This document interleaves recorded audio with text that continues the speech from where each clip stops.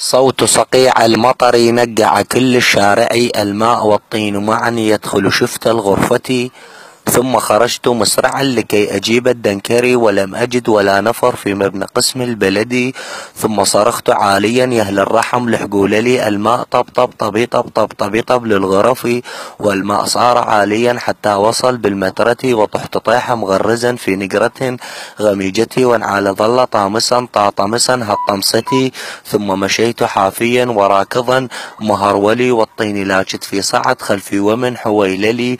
ثم وجدت دنكرا طابق يم الساحة، وقد غديت مسرعا مبطمشا من فرحتي. ناديته هيا بنا بيت غرق واصبح كالبحيرة.